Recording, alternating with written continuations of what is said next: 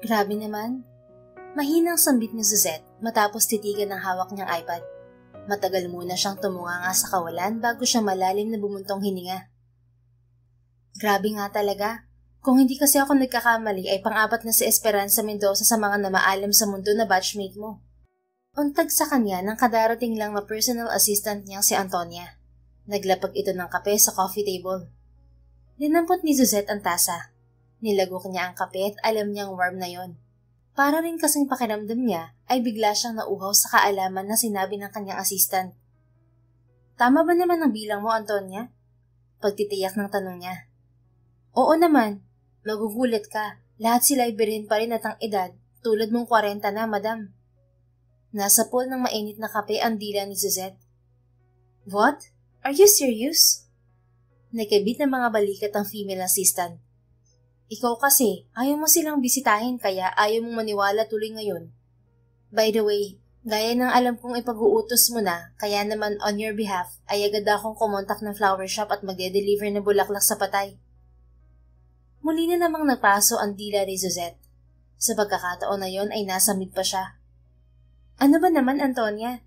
Grabe na nga balita ng sunod-sunod na namatay. Kung makapagsalita ka pa ay parang wala lang ang nangyari sa'yo. Sorry na, madam. Malamig na ani Antonia.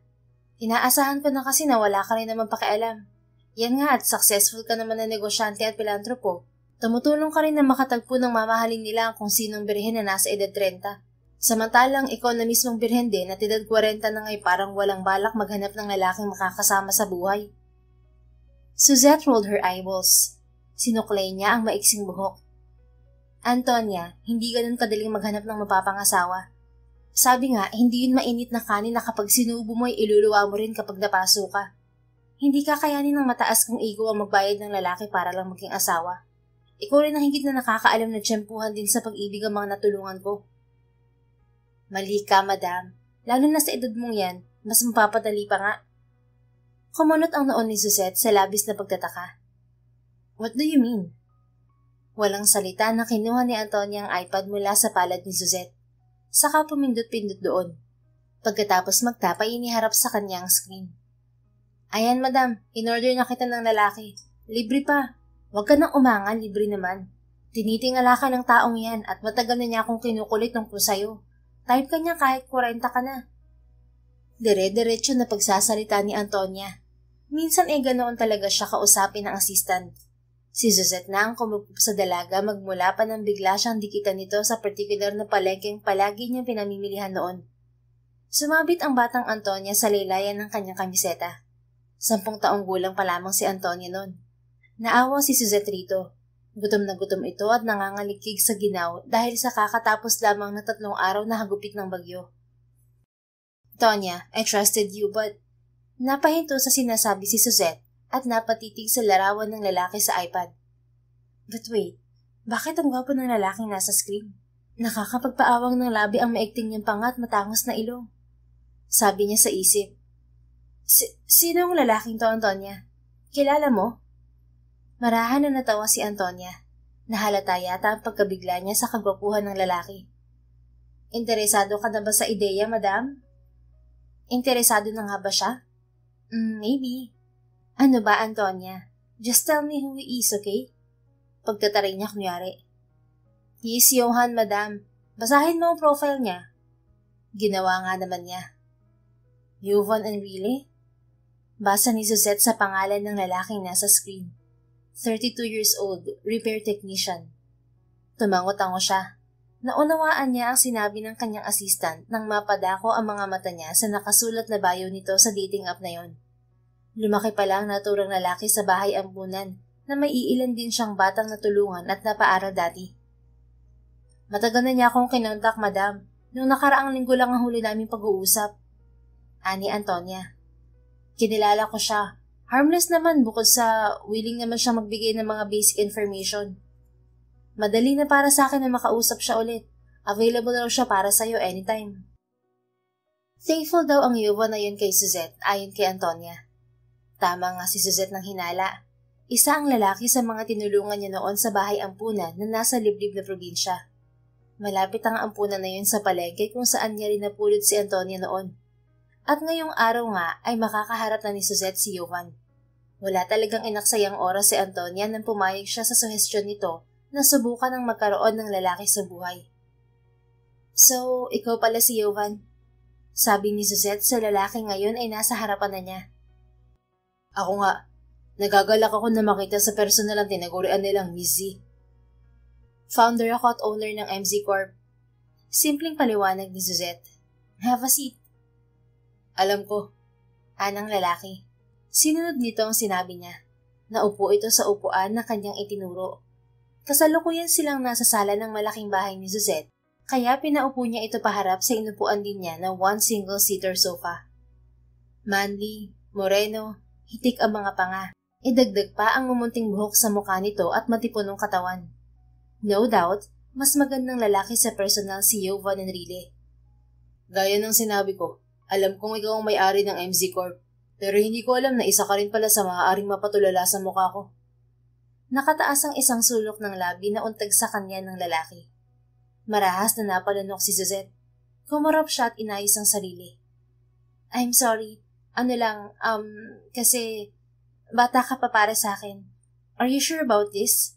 Sabi pa ni Antonia, libre ang service mo. Paano ang trabaho mo kung ganun? Marahan na natawa si Jovan. Na-realize siguro na pang 40 years old ang mga tanong niya rito. Tapos ay may dinukot ang lalaki sa likurang bulsa ng suot nitong pantalon. Naglabas ng IDs, nilapag sa coffee table. Gaya ng sinabi ko, narating ko kung anong meron ako ngayon dahil sa'yo. Isa ako sa 1,000 bata na natulungan mo. Narito ako sa harap mo dahil nais kitang gantihan dahil doon, Madam Z. Gantihan? Dinampot ni Suzette ang mga ID. But for me, a simple thank you is enough. Di thank you. Sabi naman ni Jovan. Pero napakarami mo nang natulungan. Late na nabalita sa news online na sa kabila ng mga pagtulong mo sa 3 babaeng birhen na nagsiwalat ng tulong na binigay mo, ay ikaw mismo walang love life sa matagal na panahon. Virgin ka pa raw sa edad na 40. Nagtama ang mga mata nila ng lalaki. So, ano naman ngayon sa'yo kung totoo nga? Ani Suzette dito sa flat na tono. Kaswal na nakibit ng mga balikat si Jovan. Gusto ko lang naman na makasama ka bilang kapalit ng pasasalamat ko sa'yo. Mukha kasing wala ka ng balak na patikimin ang sarili mo ng ligaya na kayang ibigay ng buhay sa isang tao. Kahit anak ay willing akong ibigay sa'yo. Kung hindi ka labisan, pati apelido ko nga ay kaya kong ibigay sa'yo kung gusto mo. Wow, tila naman isang magiting na lalaki ito na handang magbigay ng aliw sa babaeng nalipasan na ng panahon. Hindi malaman ni Suzette kung maiinis sa lalaki o ano. At hindi ka naman papayag na hindi makuha ang gusto mo, di ba? Ani Suzette dito sa mapanghamon na tingin. Tama ka, Suzette. Hindi ako papayag dahil matagal ko nang hinintay to. Maaari akong lumagi sa'yo ng gabi since may trabaho din ako sa umaga. 5 p.m. sharp, makakarating ako sa'yo pagkatapos ng trabaho ko. Tumikwas ang kilay ng babae. Baka naman obsession na yan. Natawa ang lalaki. Maybe. Hindi ko rin sigurado. Ang sigurado ko lang, sayang ang buhay kung sasayangin mo lang sa pag-iisa. Malay mo, kung hindi ako para sa'yo, magustuhan mo rin na magkaroon ng lalaking makakatuwang pagkatapos ng deal natin. Sabi ko nga, willing akong ibigay maging apelido ko. Aaminin ni Suzette na nasasabik din naman siya sa ideya. Bukod sa malaki ang tiwala niya kay Antonia, ay meron siyang kakaibang nararamdaman sa presensya ni Jovan Enrile na hindi niya mawari. May kaunting yabang ito, pero dama niya ang sinseridad sa mga sinasabi nito. Pagkatapos nilang mag-usap ng lalaki ay nagpaalam na ito na aalis na, pero babalik din pagkatapos ng trabaho. Pagsapit ng 5:00 ng hapon ay hindi na mapakali si Suzette. Kagat ang sariling daliri na inaawat ang sariling mga paa na tunguhin ang monitor room. Ito ang lugar kung saan nagtitipon ng security boys niya. Nagbilin kasi siya sa head ng security na abangan ang pagdating ni Jovan. Hindi niya sigurado kung ibinilin ba niya sa mga ito ang lalaki para hindi siya masyadong umasa o para hindi siya kaagad masaktan kung hindi ito makakarating ng 5:00 na gaya ng sinabi nito. Masyado pang maaga para hindi ka mapakali sa paghihintay sa akin, sabi ng boses. Otomatikong nasa po ni Suzette ang sariling dibdib sa labis na gulat. Kung hindi ba naman siya magulat, hayon at naroon si Jovan sa bintana ng balkonahe sa kanyang kwarto. May pintuan naman. Bakit siya mo pa naisipan na dumaan, Jovan? Masungit na anya sa lalaki. Inirapan pa niya ito upang mapagtakpan ng pagkapahiya. Gusto ko kasing masurpresa ka, Z. Masurpresa? Alam naman ng security team na tech ka. Alam nila, pero nagpaalam pa rin ako. Sino ba naman ako para pakialaman ng sinumpang tungkulin nila sa'yo? Kibit balikat na ani Jovan. Naupo sa kama, naghubad ng suot na sapatos. Napasinghap si Suzette na ang sumunod na hinubad ng lalaki ay ang suot nitong leather jacket. Ang biceps kasi nito, namumutok. Alagang gym si Jovan Enrile. Nasisiguro niyang may abs din nito.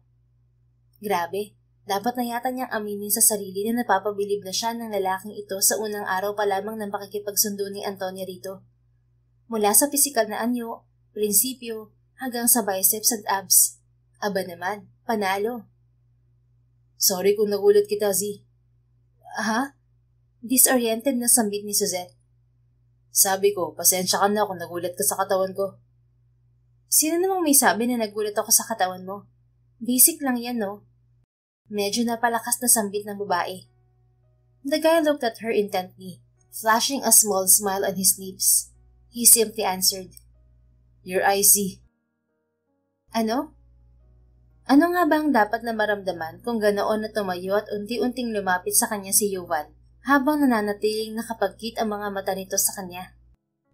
Bakit ang lakas ng kabog ng dibdib niya? Normal pa ba ang ganoong reaksyon sa isang babae na edad 40 na? Ouch! Mariin na daing ni Suzette. Bago pa siya makahuma sa sariling tanong, ay naramdaman na niyang tumalbog ng kaunti ang sarili niyang katawan sa semento. Hindi niya namalayan na umaatras pala siya. Mas hindi niya na namalayan na nakakulong na siya sa mga bisig ng lalaking gusto lang daw na makasama siya at paligayahin. Hindi naman masakit. Bakit, ouch, Z? Napakurap-kurap si Suzette. Hindi nga siya nasaktan. Ang siste, noon lang niya na-realize na nasa likod niya ang malaking palad ni Jovan. Bago siya mapasandal sa semento ay pinotektahan na siya nito sa nakausting pako na naroon. Ang pako na yun ay nakakalimutan niyang ipaalis. Dati kasing may estante sa gawing yun ng kwarto niya, kaya bigla na lamang lumitaw yun doon. Sorry. And thank you, Jovan. Inayos ni Suzette ang sarili. Sinuklay ang sariling buhok gamit ang daliri. Hinalamusan ang sariling muka habang pasimple siyang lumayo sa lalaki. Welcome. Yan ang isa sa sinasabi ko sa iyong ligaya. Ang may lalaking handang promotekta sa iyo. Dahil hindi naman sa lahat ng oras ay kaya mo ang sarili mo, Mami Z. Mami Z? Wow, tunog tita naman yan.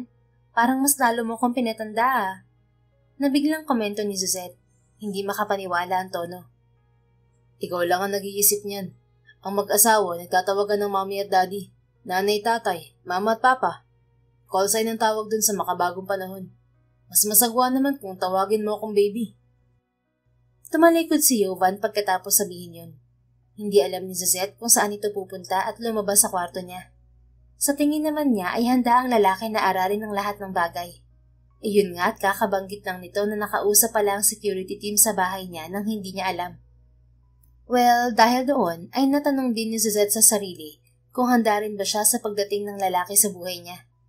Tama bang desisyon niya na payagan niya si Antonia na iparanas sa kanya na magkaroon ng lalaking makakasama sa buhay upang i-consider niyang mag-asawa bago siya kunin ni Lord? Kung ang sarili kasi ang tatanungin niya, nakakapagtaka na napakalakas ng impact ni Jovan sa kanya. Gayong unang araw pa lamang ito nang napagkasunduan. What more sa mga susunod na araw? Iba ang dinner time na yon sa lahat ng dinner na pinagsaluhan sa malaking bahay ni Suzette. Obviously, dahil din sa bagong sataroon na si Jovan. Ganito ang mag-asawa, Mami Z. Hinahayin na ng misis niya kahit halatang wala sa mood. Ani Jovan. May ngiti sa labi ang lalaki na pinagsasandok siya ng mga kung ano-anong ulam sa kanyang plato. Napangiwi si Suzette. Hindi niya alam kung masasanay nga ba siya sa pagtawag nito sa kanya ng Mami Z. Kahit sabi naman ng nakakarami, ay nasa itsura niya ang mas bata sa tunay niyang edad. Imbes na kung ano-ano ang isipin ay kaswal siyang tumikim upang kunin ang atensyon ng mga kasama nila sa mesa. Ipinakikilala ko nga pala sa inyo si Jovan Enrile, bagong makakasama natin dito. Formal niyang ani. Sinundan niya ang pagpapakilala sa lalaki ng mga mahahalagang detalye tungkol dito. Ikinasorpresa niya ang agaran na pagkakalapit ni Jovan sa mga kasama niya sa bahay. Si Antonia, Ang kusinera at ang security team ay mga naroon sa mesa. Tanging ang mga ito lamang ang kapamilya ni Suzette, kaya gusto niya ay sabay-sabay silang kumain araw-araw na tila ba isang pamilya. Natapos naman ang dinner na halos lahat ng mga taong naroon sa hapag ay magkakasundo.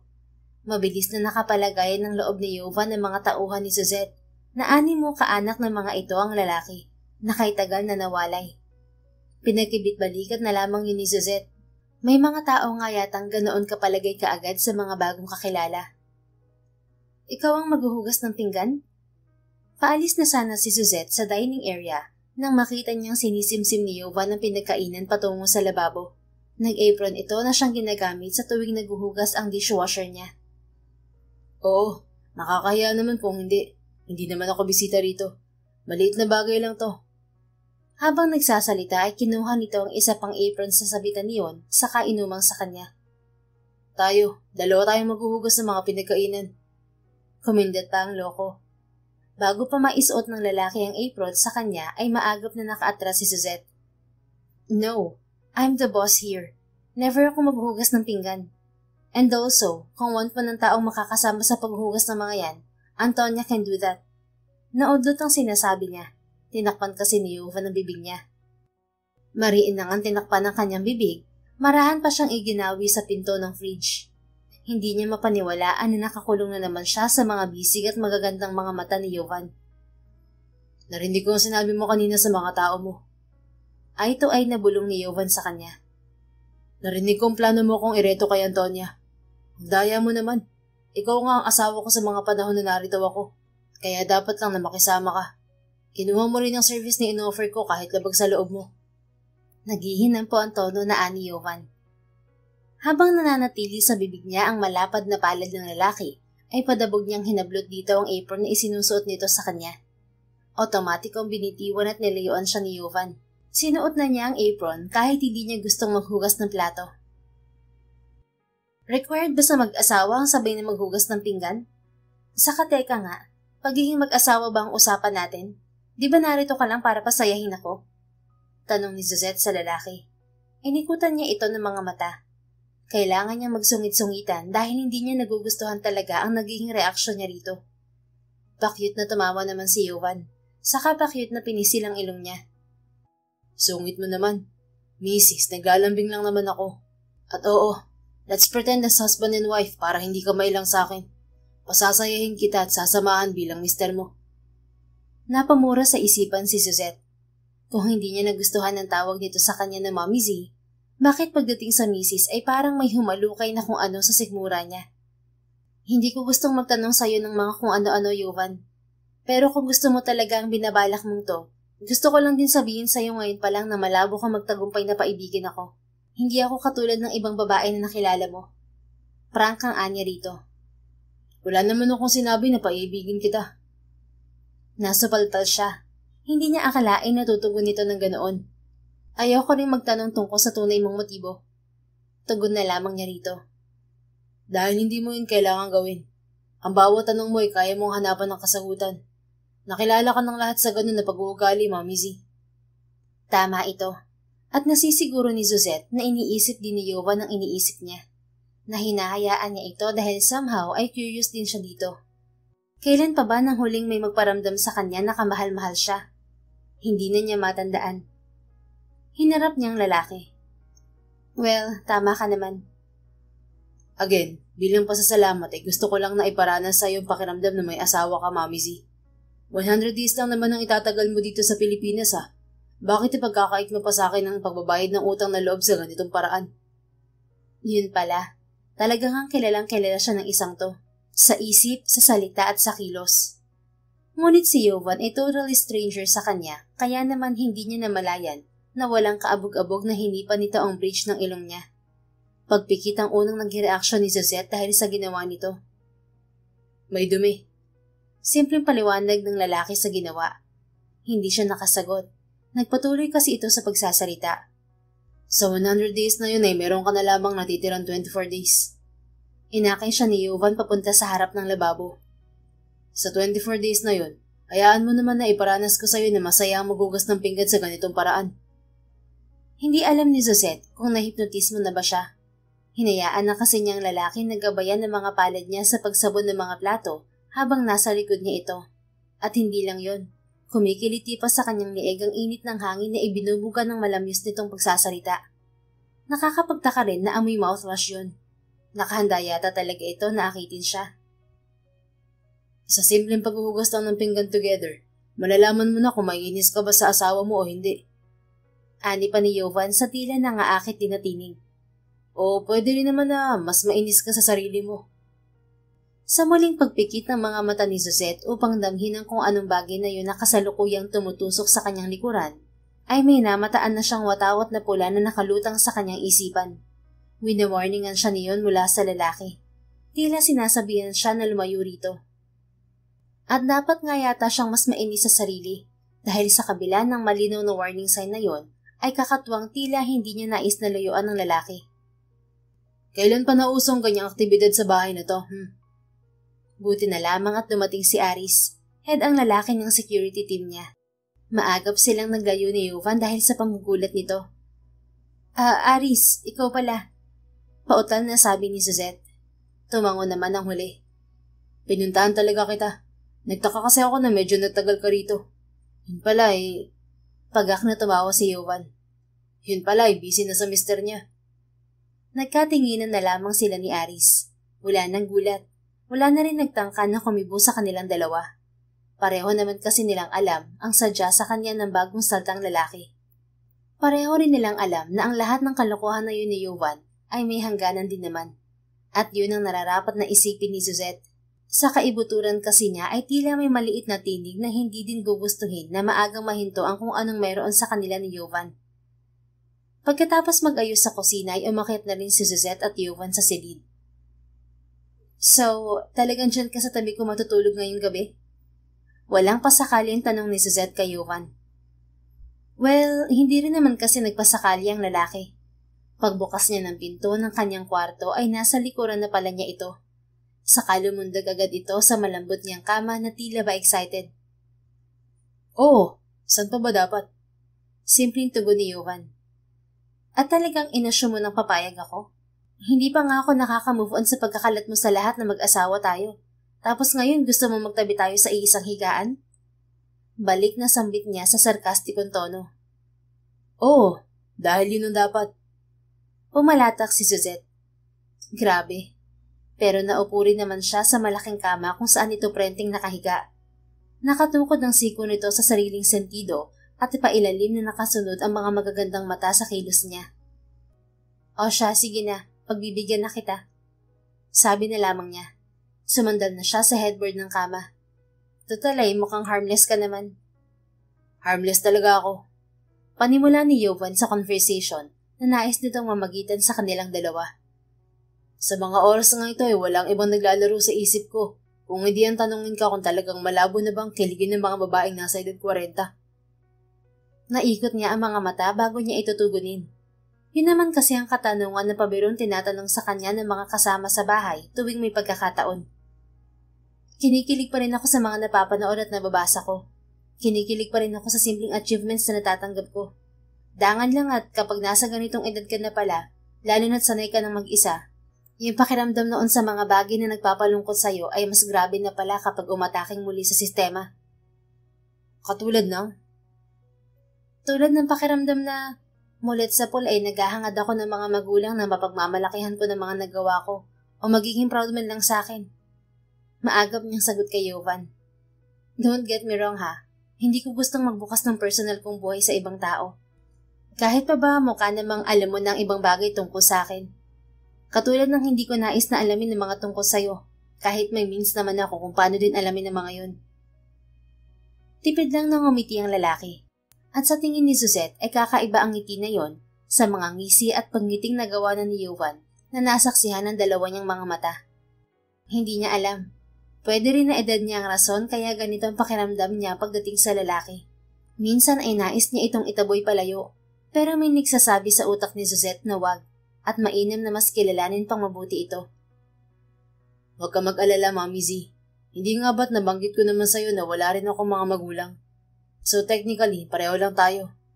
Hindi nga ba't sabi nga nila, misery loves company. Anang lalaki. Kinuha ang isang palad niya. Sinalikop nito yun sa palad nito. This misery loves your company.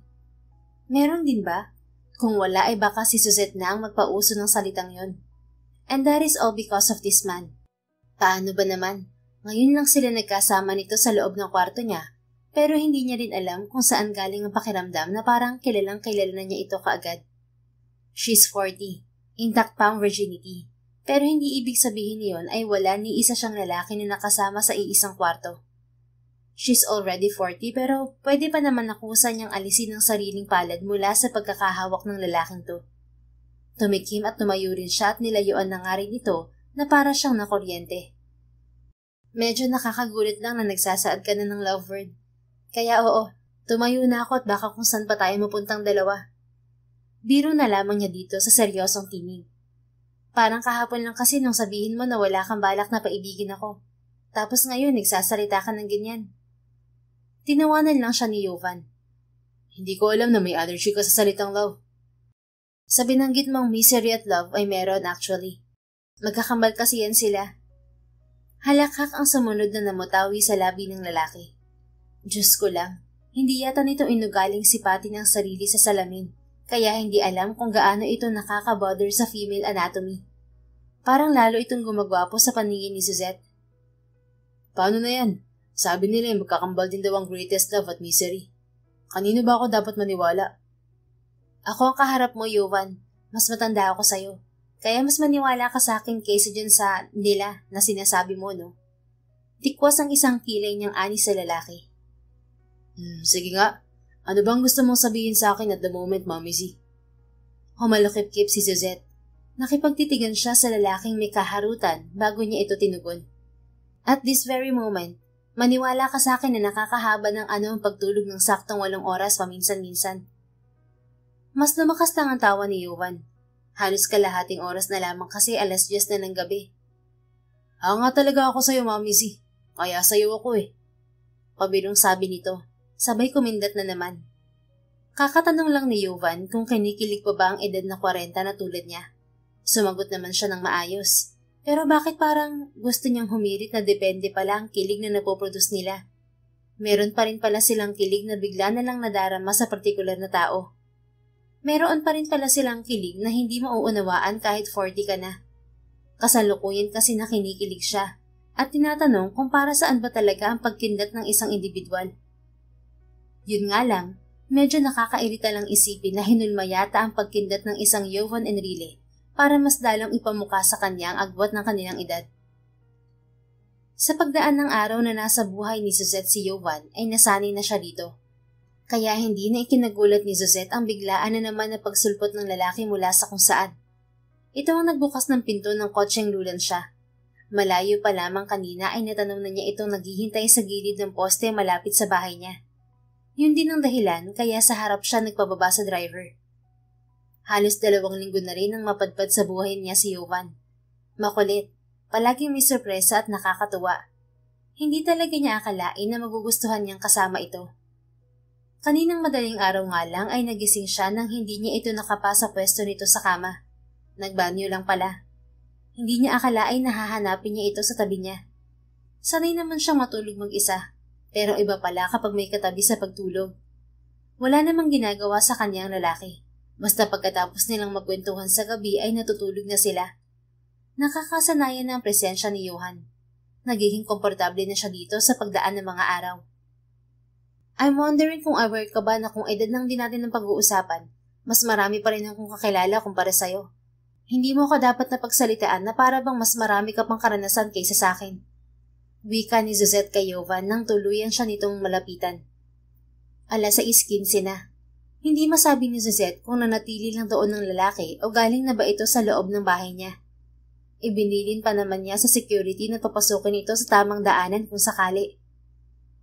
Bakit may pakiramdam ako na sa mga oras na to ay pangalan ko ang laman ng isip mo, kaya ang edad ko na naman ang issue mo? Ani Jovan sa pabulong na paraan. Sinabayan siya nito sa paglalakad. Kinuha pa ang bag mula sa kanya. Really, Jovan? Bakit may pakiramdam din ako na mula sa oras na to ay may kung sinong tao magpapamukha sa akin ng mga kakulangan ko sa buhay? Kahit sobrang kompleto ko na para sa iba. Ganting Anya. Tumatawang inakbayan siya ng binata. But at least napapaalala ko naman sa'yo na sobra ka na sa sipag. Sobra rin ang takong ng sapatos mo bukod sa sobrang edad mo. Napahinto si Suzette sa paglalakad. Umakto siya na nabigla sa tinura nito. Sinupo ang sariling dibdib. Sinasabi ko na nga ba't oportunista ka? Issue rin talaga sa iyong age gap. Hayo na naman ang maingay nitong pagtawa. Issue talaga siya sa akin. Concern lang naman ako sa'yo dahil iniisip ko kung dapat ko bang isisi sa edad mo ang pagkatabad mo sa pagsusuot ng panloob sa tuwing natutulog ka. Nilapit ni Yovan ang sariling bibig dito sa punong tenga niya. Naka-armlock sa kanya.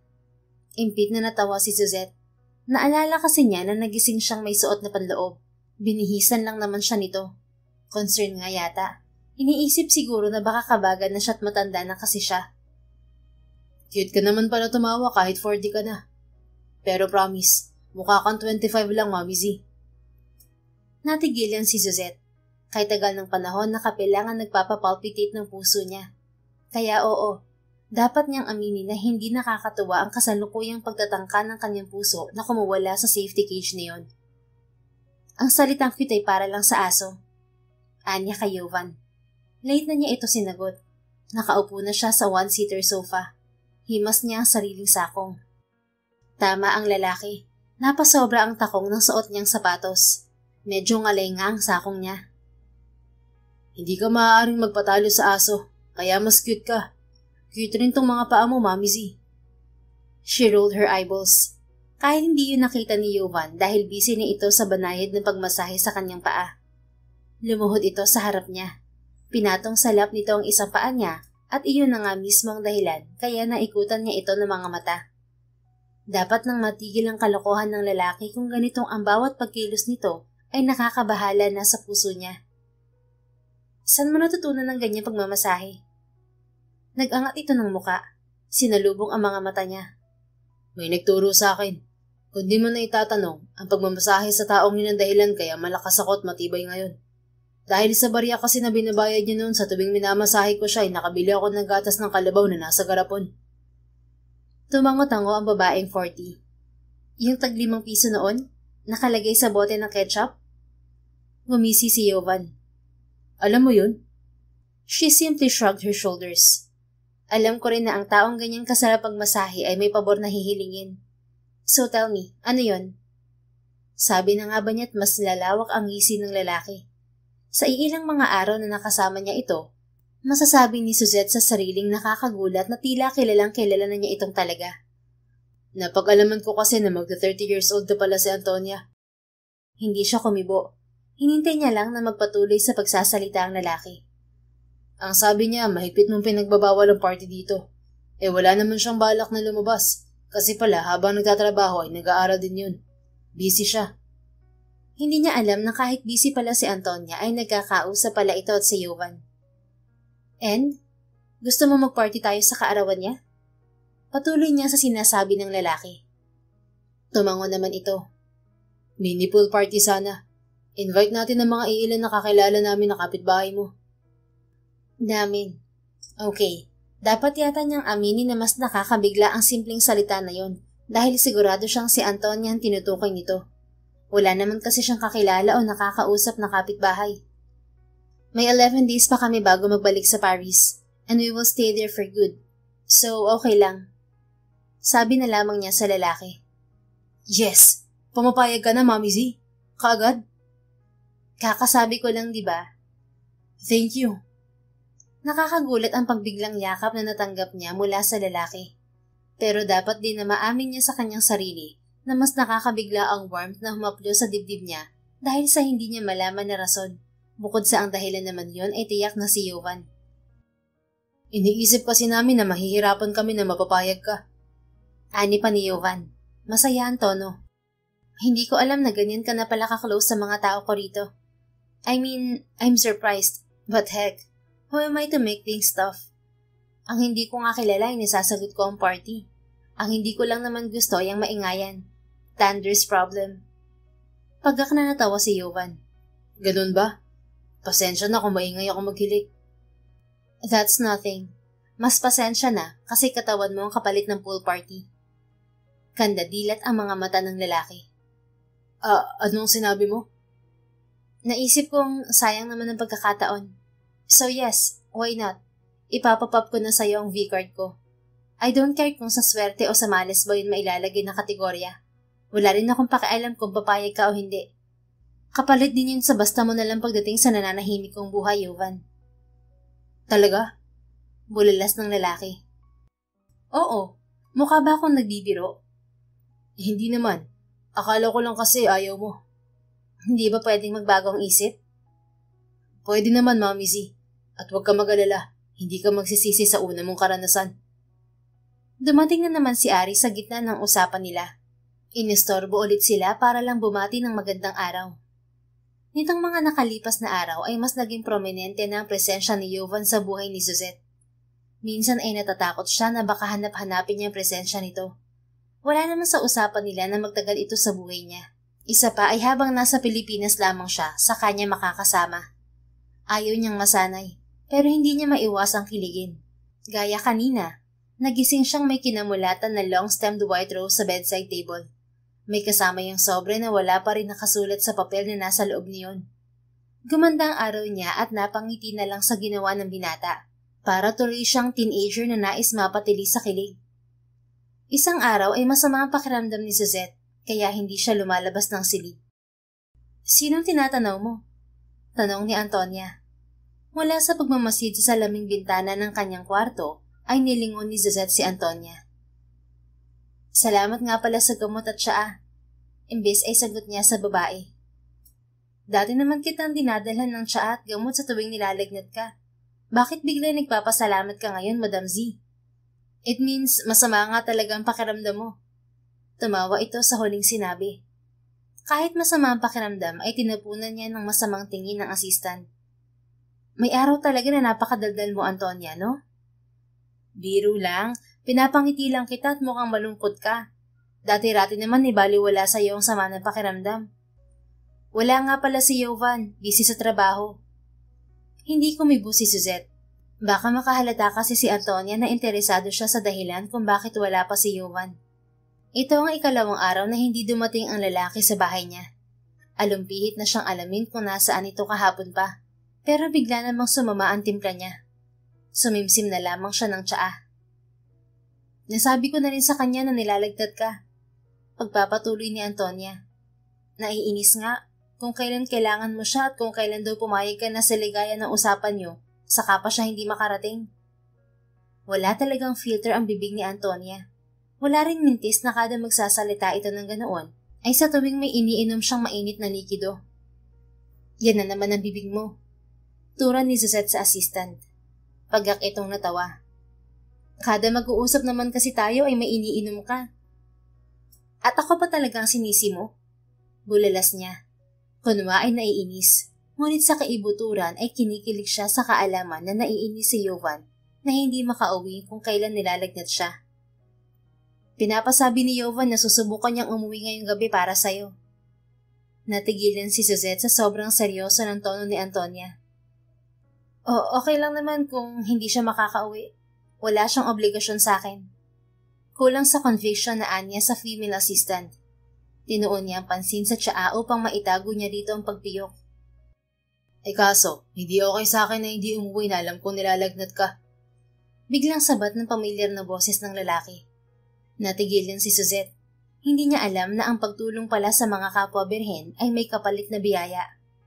Gwapong lalaki na handa siya pakiligin at hindi siya matitiis ang dumating sa buhay niya. Oh, narito na pala ang special na gamot mo, madam. Siguradong gagaling ka agad niyan. Paano? Labas na ako Nakangiting sabi ni Antonia at mabilis silang iniwan ni Yovan sa silid. Nakangiti lang ang dalawa na hinatid ng tingin si Antonia palabas ng pinto. Kapag gaway agad nilapitan ni Yovan si Suzette.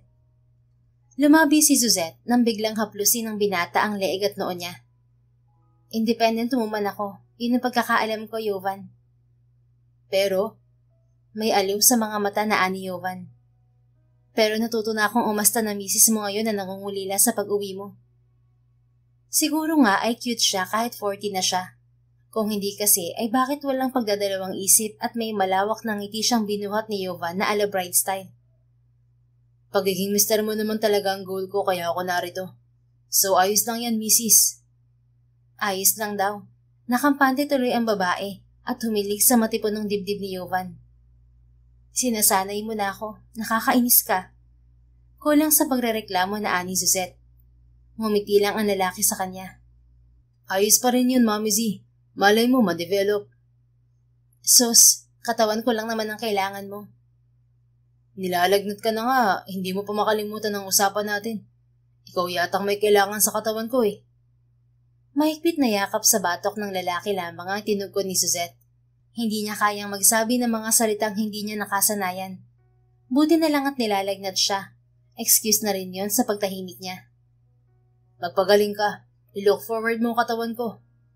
Seryoso pa rin ang tonong biro ni Jovan sa kanya, pero halata na napapangiti. Yun din mismo ang eksenang napanaginipan ni Suzette ng gabing yun. Nang muli siyang nakakita ng puting rosa sa bedside table ay napangiti na lamang siyang kinuha yon. Saka dinala sa kanyang ilong at inamoy-amoy. Ibang klase rin talaga magpakilig si Jovan. Nakaka-addict. Sa edad niya ay nakukuha pa talaga niyang kiligin dahil sa lalaking yun. Dumating ang araw ng pagkakasundo ni na Jovan at Suzette. Ayaw niyang aminin sa sarili na gusto rin niya ang magaganap. Kaya kaswal lamang ang ginawa niyang pagmasid sa paligid ng kwartong yun. Tipid na napangiti si Suzette. Mabilis na nabilang ng kanyang mga mata ang 15 piraso ng long-stemmed white roses. Nasa bedside table pa rin yun. Nakalagay ng lahat sa transparent na flower vase na may likidong makakatulong sa rosas upang hindi yun agara na malanta. Sa gitna ng kama niya namataan ng 16 na rosas na nasa gitna ng kama. May sobrang kasama ulit. Sa pagkakataon na yon ay nagkalat ang petals na 17 rosas sa paligid ng kanyang kwarto. Are you done, Jovan? Tanong niya matapos siyang maupo sa malambot na kama. Dinampot niya ang rosas na naroon, maging ang sobrang alam niyang blanko, ngunit may ngiti sa labi na binuklat niya pa rin yun. Malapit na, nagsishave lang saglit. Pasigaw na tugon ni Jovan. Marahan na natawa si Suzette. Nasa banyo kasi ang lalaki. Hay nako, dapat kahapon mo pa yan inahita na. Buska niya rito. Isinuot na niya ang hawak niyang rosa sa flower vase. Sa bedside table na rin niya inilapag ang sobre. Akala ko kasi nagbibiro ka lang, Mami Z. Sa lahat naman na nag-aakala, ikaw tang may pa-love chair pa na ni-rush order. Tugon niya. Iiling-iling na nilapitan ni Suzette ang tinutukoy niyang love chair na binili nga ni Jovan. Doon naman siya naupo. Mas okay siguro kung itesting na niya yon.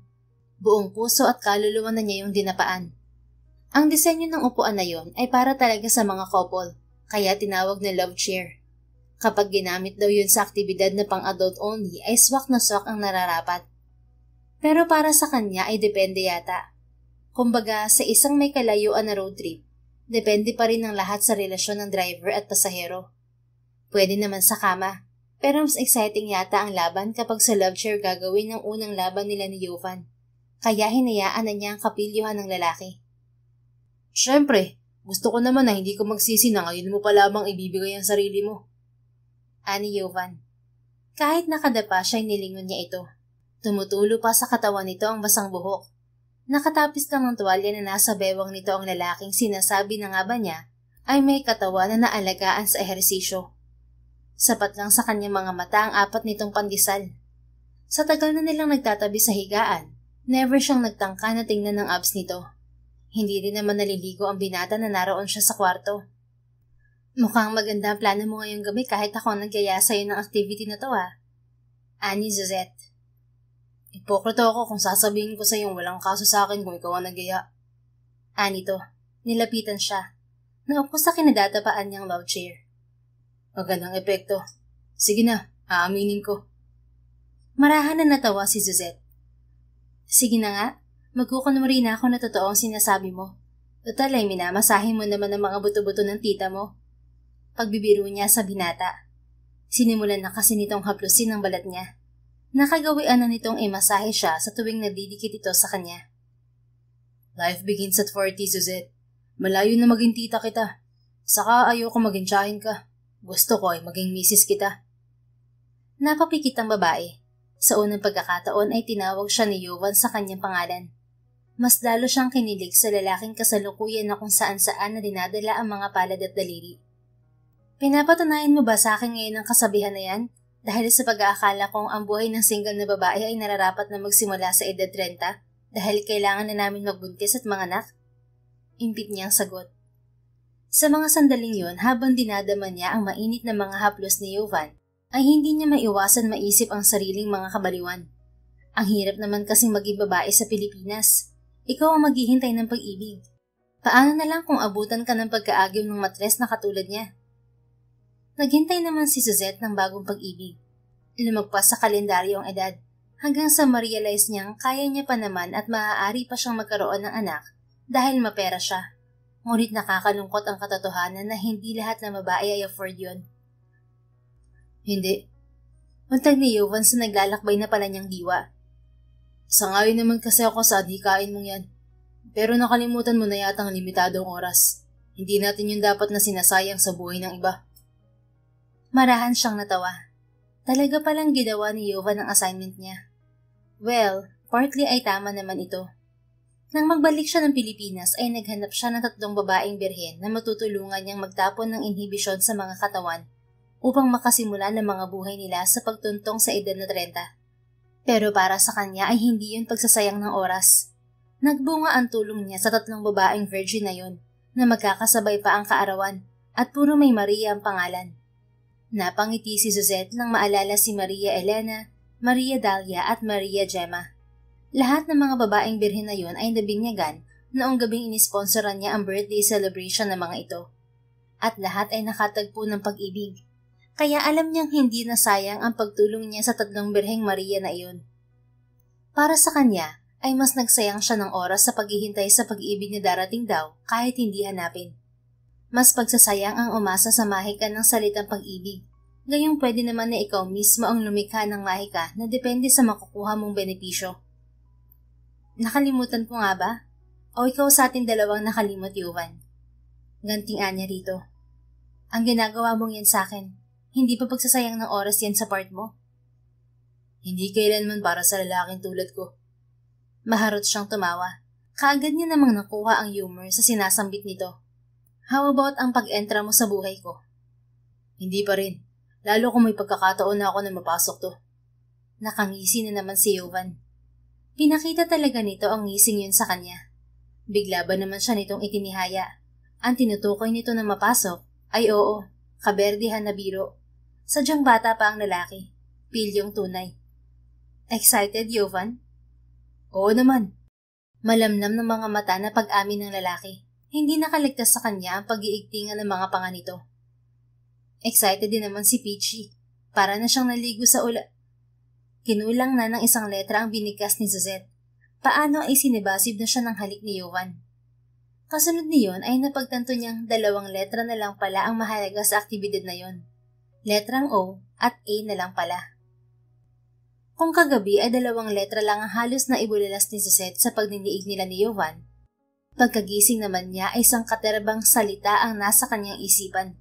Mga salitang walang duda na nais niyang sambitin sa lalaki. Good morning. Pabulong na bati niya sa tulog na si Jovan. Masuyong kinumutan niya ito matapos niyang haplusin ang nakatabing na buhok sa gwapong mukha nito. Ilang segundo muna niyang pinagmasdan ng lalaki bago niya harapin ang bedside table. Kumuha siya ng ballpen sa drawer. Kasunod niyang hinarap ay ang sobrang nakapatong doon at may kaperasong ngiti na sinulatan na niya ang blankong papel sa loob niyon. Jovan, thank you for the memorable night. Hindi ako manunulat ng romance fiction, kaya hindi ko sasabihin sa liham na to na nagpapasalamat ako na binadamang mo sa akin ang pagiging kumpleto sa kabila ng agwat ng edad nating dalawa. But while writing and pouring my heart out into this letter, napag-isip-isip kong hindi ko kailangan na maging writer para masabi sa iyong salamat sa pagtuturo sa akin kung ano ang nararapat at tunay na pag-ibig. Salamat sa purong pagmamahal na inilaan mo sa akin sa sandaling panahon. Matapos ang mainit at maligayang gabi nating dalawa, hayaan mong ako naman ang magbigay sa iyo na 17 rosas, without thorns. Tapos na kasi ang matinik na bahagi ng buhay nating dalawa. Nararapat lang na ako mismo magpaalala niyon sa'yo, kasabay ng sobre na to na sa wakas ay nasulatan ko na. Nakakagulat, ngunit oo. Nagmamahal na ako sa'yo. Suzette. Pagbasa niya sa isipan ng sariling sulat, isinasara na ni Suzette ang sobre nang pumasok si Antonia sa kwarto pagkatapos ng 2 katok. Bitbit nito ang pinukuha niyang long-stemmed rose. Tinext niya yun sa babae. Sa pagkakataon na yun ay kulay pula na ang rosas. Tahimik na inabutan din siya ng assistant ng matalas na gunting. Gagamitin niya ang gunting na yun na pang-alis sa tinik ng pulang rosas. Good morning nga pala, Mademoiselle. Magandang umaga rin, Antonia. Matagal-tagal na nang huli kong narinig mula sa iyo ang salitang yan. Mukhang naghahanda ka na kaagad sa pagbalik natin sa Paris, ha? Anya sa personal assistant. Hindi, gusto ko lang natawagin ka ng ganun dahil baka last time ko nang itatawag yun sa'yo. At anong ibig mo sabihin? Nakatikwas ang kilay na tanong ni Suzette. Yun kasi ang tawag sa unmarried woman, hindi ba? Kibit ang mga balikat na tugon ng assistant. So nag-a-assume ka ng pakakasalan ko ng kuya mo. Ngumiti si Antonia. Ano pa nga ba? Kung ayaw mo siyang pakasalan, tiyak akong siya naman ang mag-aalok ng kasal sa'yo. Tumikwas ang isang kilay niya. Paano mo naman nasabi? Gamit ang bibig. Tinawanan yun ni Suzette. Paano ay seryoso ang facial expression ni Antonia nang magbiro ito? Maligayang kaarawan, late na kita nabati. Late na nga rin palang regalo ko sa'yo. At ayoko nang marinig na tatanggi ka nang matigil ka na sa kakasana all mo, Antonia. Iningusan niya ito. Sino naman kayang naisipan mong ereto sa akin sa pagkakataong to? Napahagigik siya. Bumabawi lang ako sa'yo. Hindi ko masyadong napagtuunan ng pansin kaya late ko na nalaman na magkapatid pala kayo ni Jovan. Nakakahiya sa strong connection pa naman na meron ako. Sorry kung hindi ko nakwento sa'yo, madam. Ayaw din kasi ni kuya na ipasabi sa'yo dahil nga mas target niyang mapalapit sa'yo. Paano ba kayo ulit nagkasama ng kuya mo? Nung magbalik tayo sa Pilipinas last year, hinanap ko po talaga si kuya. Buti na lang at bukas pa yung ampunan. Kaya nasabi nila sa akin kung saan nakatira si kuya. Mula nun lagi na kami nagkakausap. At this year nga pagbalik natin dito, sabi niya handa na siyang suklian ng tulong mo sa aming magkapatid. Sorry madam dahil nakwento ko sa kanya na birhen ka pa at walang balak na mag-asawa. Nauunawaan ko. Hindi ko rin nakalain na mamahalin ko ang kuya mo. Sino bang mag-aakala na pagbubuklo din tayo ng tadhana? Meant to be po talaga kayo ni kuya, madam. Lumamlam ang kanya mga mata nang dahil sa sinabi ng female assistant. Marami tayong dapat na pag-usapan ng Tonya. Ani Suzette, marami kang nilihim sa akin. Marahan na tinawanan niyo ng assistant. Alam nitong ganoon kung magbiro ang lady boss. Pasensya na talaga, madam. Mahal ka lang talaga namin ni kuya. Malaking utang na loob namin sa'yo. Then wait for him. Tulog mantika nga lang. Pasensya na, madam. Naniniwala din ako na kilalang kilala na ako ni Jovan. Kaya alam niya kung kailan at saan ako makakausap. Nang maalis na niya ang mga tinik sa pulang rosas, inabot na niya yun ulit kay Antonia, kasama ng mga pinaglagasan ng tinik niyon. For now, ikaw na munang bahala na magbigay sa kanya ng mga to. Salamat, Madam Z. Nginitian niya si Antonia saka mahigpit niya itong niyakap.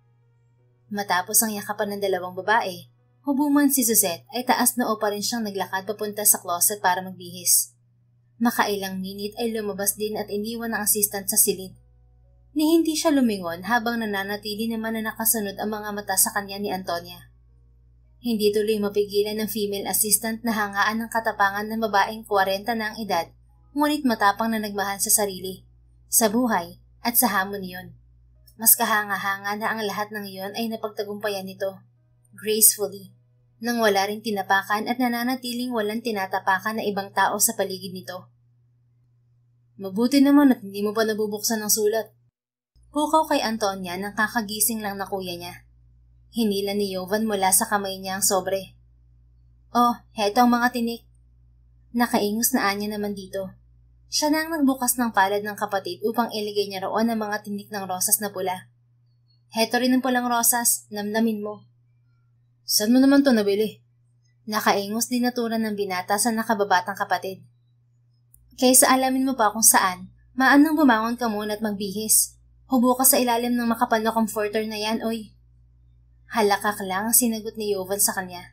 Inikutan niya ito ng mata dahil hindi naman siya sinunod. Naupo lamang ito. Buong pananabig na binuklat ang sobre. Sabik din na binasa nito yun. Kung sa bagay, kahit siya naman ay nasasabik para sa kapatid. Kaya taga nilang plinano ang araw na yun. Hindi man nila inaasahan na mapaibig nito si Suzette na 8 taon na agwat dito. Nangyari naman yun sa tulong ng pakialamerong tadhana at may kalandian sa katawan niyang kuya. Talagang ginawa mong lahat para mahalin ka rin niya no kuya? Paniligaw ang tawag doon, Antonia. Tugon ni Jovan nang hindi siya nililingon man lang. Iiling-iling na lang na napangiti ang babae. Paano ay nabuklat na nito ang papel na nasa loob ng sobre? Sa nakikita niyang pagkakangisi ng kanyang kapatid, may sulat na ngayon sa pagkakataon na yun. Masaya ako para sa iyo, Kuya Jovan. Wika ni Antonia sa sarili. Pagkurap na lang ang tanging nagawa niya nang kusa ng mamasa ang kanyang mga mata kasabay ng mga alaala na hindi na niya naawat na maglaro sa kanyang diwa. Dito ka lang sa kwarto Huwag na wag kang aalis dito, Tonya. Ayaw man maiwan doon ng 10 taong gulang na si Antonia, ay wala naman siyang magagawa kundi ang tumango at sundin ang utos ng kanyang kuya Jovan. Alam kasi niya na pinangangalagaan lang siya nito. Sumobra ang pagprotekta sa kanya nito buhat ng sabay na nawala ang kanilang mga magulang dahil sa aksidente 2 taon na rin ang nakararaan. Mag-iingat ka, Kuya Jovan. Hinila ni Tonya ang laylayan ng damit ng kuya niya upang masabi rito ang mga salitang yon. Darating naman siguro ang babaeng maganda. Nakita ko may rosas na puti siya. Kiming dagdag pang sambit ng batang babae. Mas maigi kung ganun. Mahanap lang ako ng pagkakataon. Hihingan natin siya ng tulong. Mabait si Suzette. Nakausap ko na rin siya. Sa kanya nga galing ang gatas ng kalabaw na binigay ko sa'yo nung nakaraan. Pinanghawakan ni Antonia ang salitang yon hanggang sa makaalis na nga sa harap niya si Jovan. Kaagad siyang tumayo nang makatalikod na ito. Tanging pagsilip na lang kasi sa kapirasong siwang ang nagagawa niya kapag ganoon na tinatawag na ang kapatid na tiyuhin nilang si Henry. Sa pagkamatay ng mga magulang ng 2 bata, ang huli na ang tumayong guardian nila.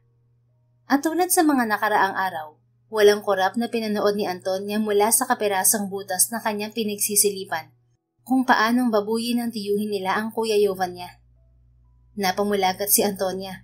Tinakpan ng sariling bibig upang hindi siya makagawa ng ingay. Gaya ng inaasahan nilang magkapatid at ng kanilang pinanghahawakan na ang lahat ng paghihirap nila ay tutuldukan ng babaeng maganda na nobya ng kanilang tiyuhin. Dumating nga si Miss Suzette at inabutan nito ang nakakarimarim na tagpong hindi na naising masaksihan ng sinuman. Hayop ka, Henry! Anong ginagawa mo sa bata? Gulantang nabulalas ni Suzette. Matapos magulat ay paghahanap ng maaaring maihampas sa nobyo ang naging sumunod na reaksyon ni Suzette. Sa dinat na natagpo ay isa lang ay sinisigaw ng utak niya na kanyang gawin. Ang mailayo si Henry sa sarili nitong pamangkin. Suzette! Naudot na ang sinasabi ni Henry. Malakas na hinampas kasi ito ng hinampas ni Suzette sa pisngi. Gamit niya ang natagpuan na walis tambo sa isang sulok. Tumalsik ang sariwang dugo mula sa bibig ng hayop na lalaki. Sige, subukan mong lumapit. Hindi ako mangingimin ay hambalos ulit ang walis tambo na to sa'yo, Henry. Banta ni Suzette sa halimaw pala na nobyo.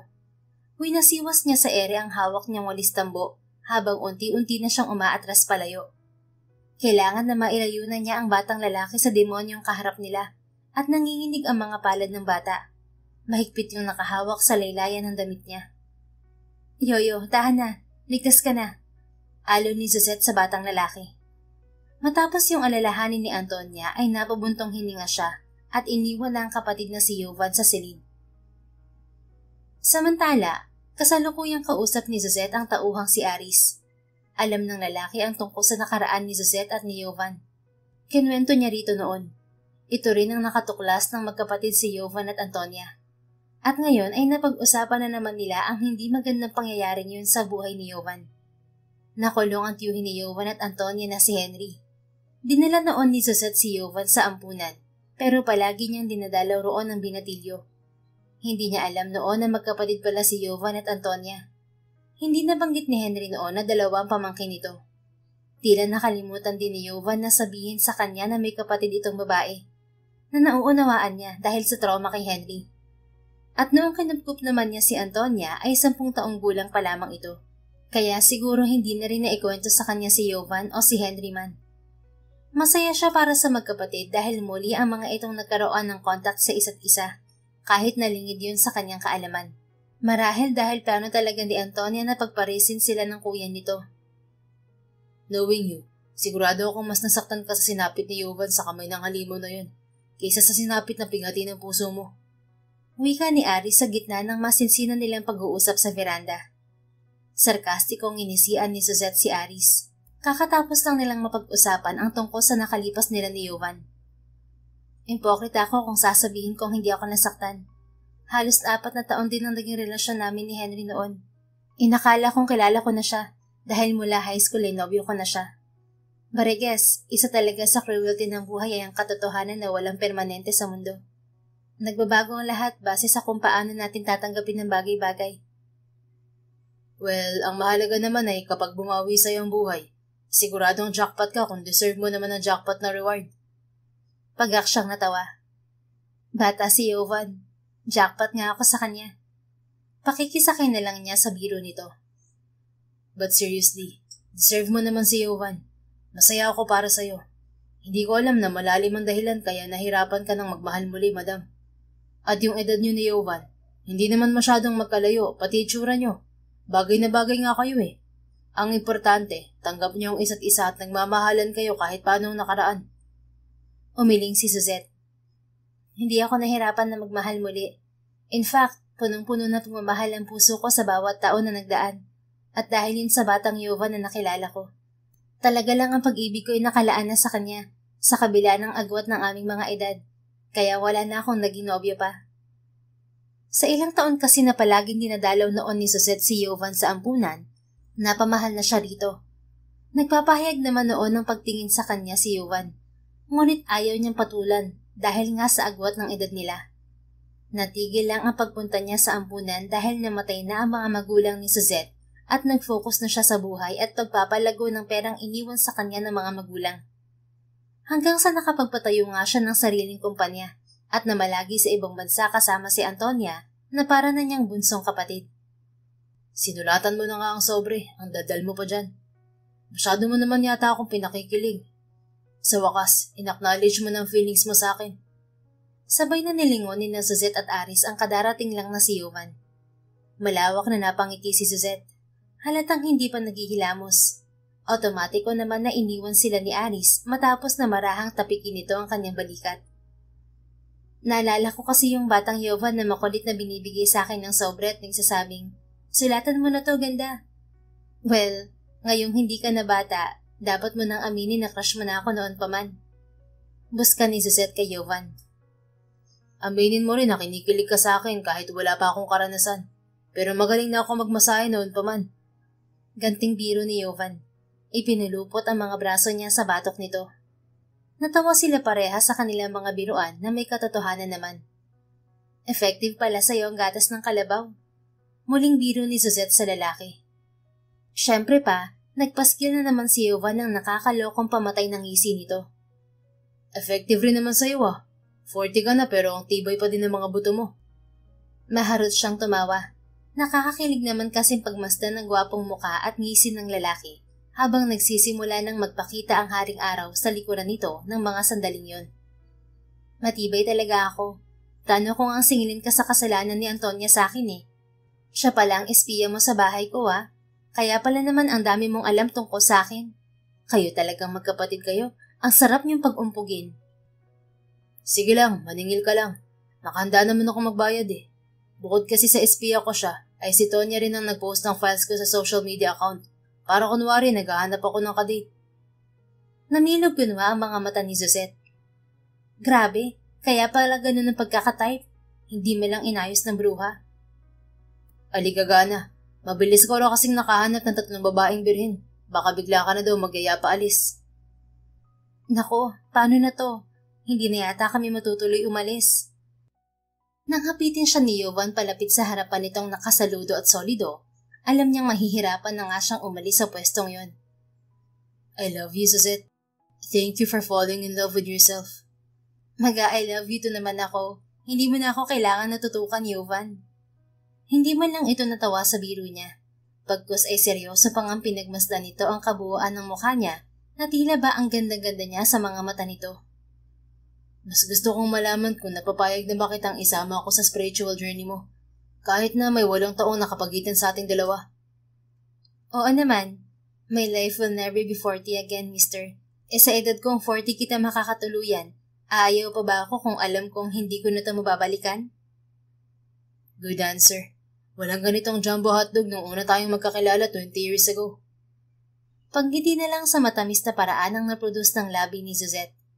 Sino ba naman ang hindi tatamisan ng ngiti? Dahan-dahan ba naman na niyuko siya ni Jovan upang mahalikan na siya nito sa kanyang labi, nang hindi naghihiwalay ang mga mata at kanilang nakikiskisan ng mga katawan. Life begins at 40. Sa edad din niyang yon, ay nakahabol sila ng kasal ni Jovan. At bago siya mag-41 ay nagdalang tao din agad siya sa panganay nilang anak. Kompleto na ang kaligayahan ni Suzette. Masasabi rin niyang, love is worth the wait. The end. Kung nagustuhan mo ang istoryang ito, please don't forget to like, comment, and share it with your friends. Your support really makes a difference. Thank you and see you sa ating next story. Keep safe and be blessed.